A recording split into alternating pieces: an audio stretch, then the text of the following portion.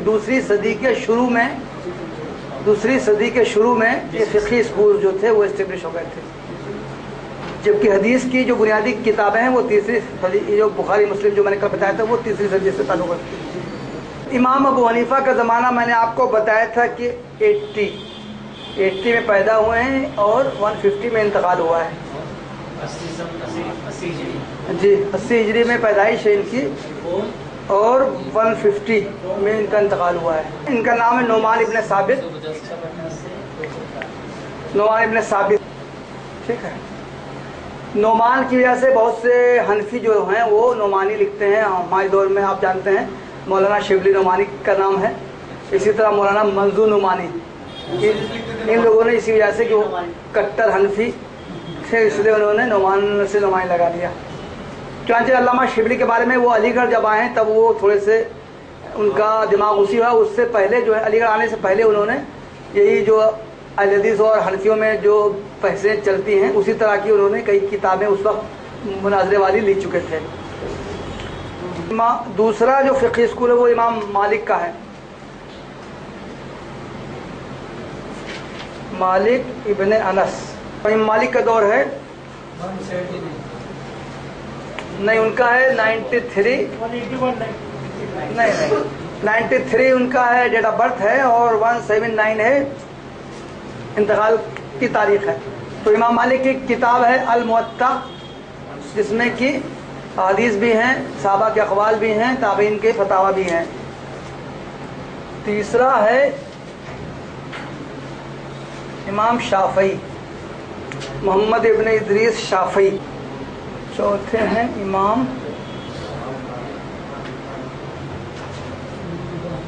अहमद इब्न humble.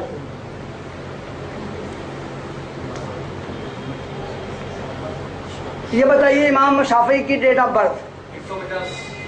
मैंने कल बताया था कि जो सन है इमाम अबू हनीफा की वफ़ात का वो सन है इमाम शाफ़ई की पैदाइश का।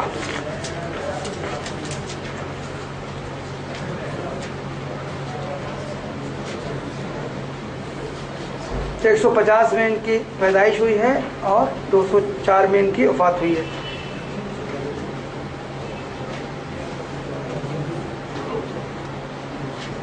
इमाम अहमद का है 2।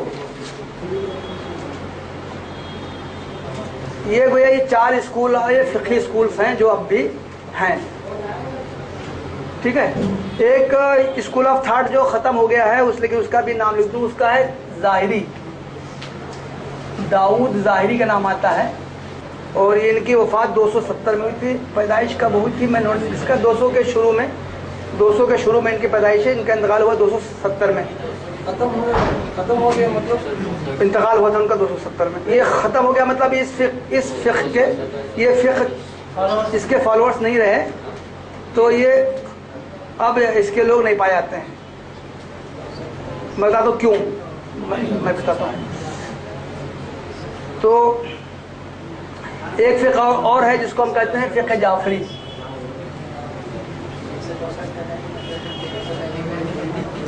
इमाम जाफ़र सादिक हैं, ये शिया आलिम हैं। इमाम जाफ़र सादिक ये शिया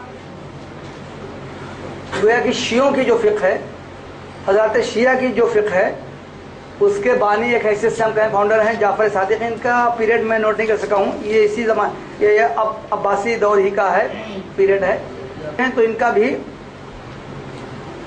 200 के आसपास ही का इनका भी पीरियड है। ये स्कूल्स ऑफ थॉट इस वक्त हैं।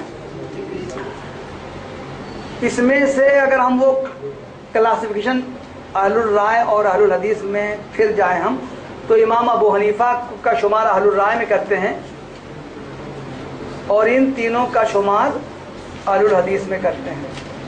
ये आजकल के अहले हदीस नहीं भाई,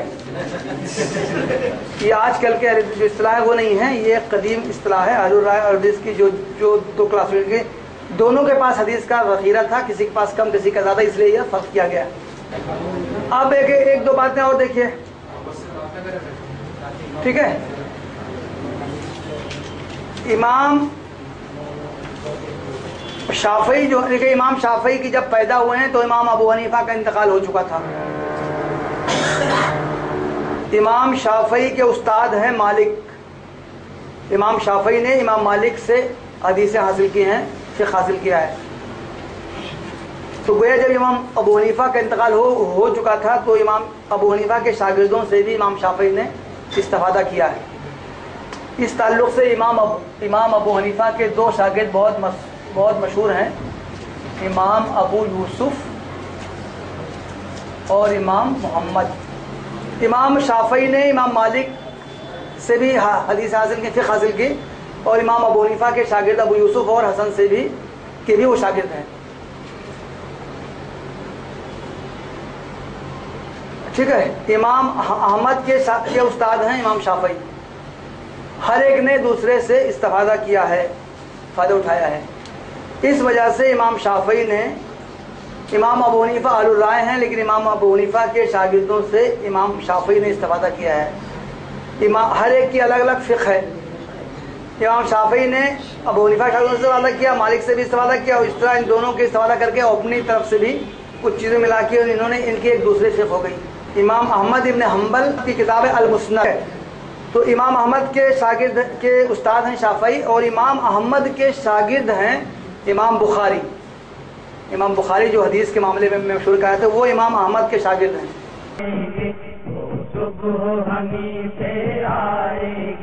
اللہ کی رحمت جائے گی تو صبح ہمیں سے آئے گی.